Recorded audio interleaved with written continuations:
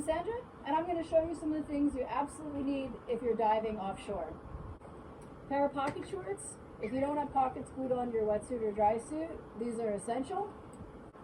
Inside the pockets, you want to make sure that you have an SMB. The SMB needs to be big enough for the captain to see it. So this one here is going to be 6 feet tall, 50 pounds of lift. So if I have an issue with my wing, if I'm diving in a wetsuit without a dual bladder, this can all give me the lift I need to float. There's a couple different ways to fill these up, so make sure you check out my other videos or meet up for a shipwreck class and we can go over the right way to shoot these. This has 150 feet of line. If you're diving in 100 feet of water and you have a problem and need to launch this, you need to account for a little bit of current. So 150 feet is a good length. Next, we have a Garmin inReach and a Nautilus lifeline. So if you are floating around lost out there, if I hit the SOS here, this will send the Coast Guard, or I can send a message to my family saying I'm okay, but here's my GPS coordinates, I'm floating around in the ocean.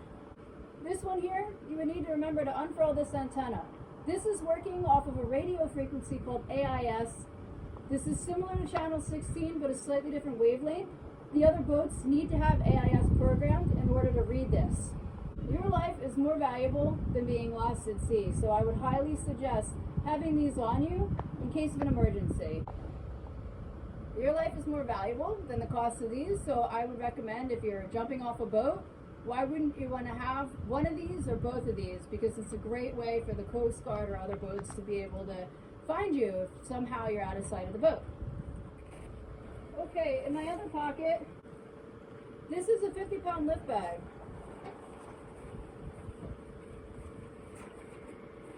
If I had a problem with my wing and it wasn't holding gas anymore, this will help me out on the surface here. This has 50 pounds of lift in it, and it will help the boat to see me as well. And we have a notebook. So when you're underwater, if hand signals don't cut it, then you want to be able to write a note to your buddy to communicate. And here we have some pocket tools and zip ties, so you can fix pretty much anything with these. This is a strand tool. You can find this on their Facebook website. This will do pretty much anything, and there's port plugs here with the O-ring. So you blow an O-ring on something, you have spares right here. This is a reel. I would highly suggest signing up for a shipwreck class if you're not familiar with running one of these. But I tie this off to my anchor, and this is my guideline back home. So check out my other videos I have for how to run a reel. We can do a cavern or a cave diving or a shipwreck class, and we can go over how to use this and how to properly tie it off, how to hold the right amount of tension of it so you don't get caught up in your own line. Make sure you have at least 2 cutting devices on you when you're working with lines, reels, and spools. You need at least 2 cutting devices, one accessible by either hand on your harness or your computer.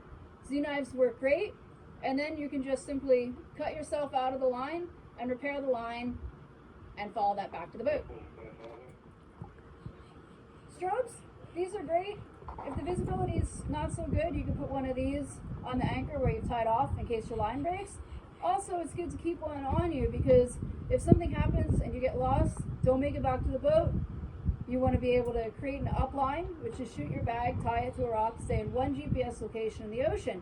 Having something like this is also going to be essential because on top of the SMB, if it is getting dark or it's hard to see out, then these will help the crew to be able to find you when you're bobbing around in the ocean. The last piece of safety gear that you want to bring with you is a redundant gas source, or if you're doing decompression, you need to have a decompression bottle with oxygen in it. No decompression unless trained, that's a whole nother class. So for diving the Meg Ledge in a single tank, you want to have at least 40 cubic feet of gas.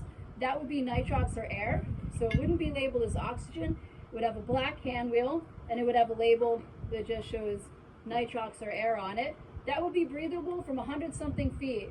So if you have a problem with your single tank, you can switch to your pony bottle. So when you show up on the boat, you want to make sure that you have your bottle, which is rigged, and you want to have a regulator with a 40-inch hose on it. And that should be something that you bring with you. That's your backup parachute. That's your bailout.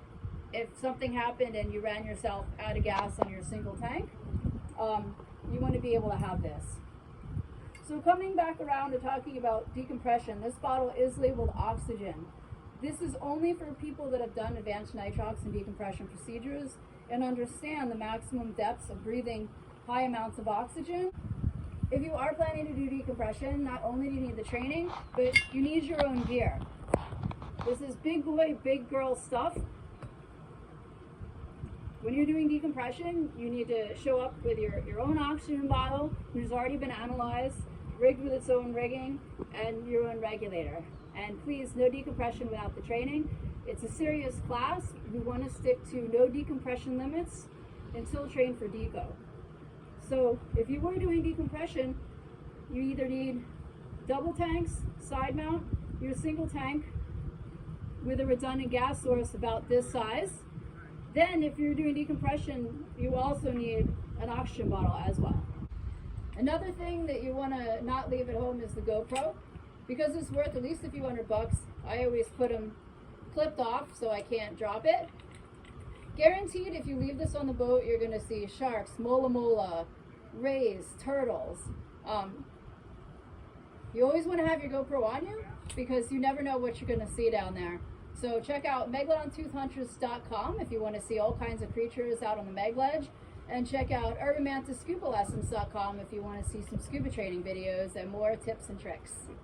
So this is an example of the Z-knife.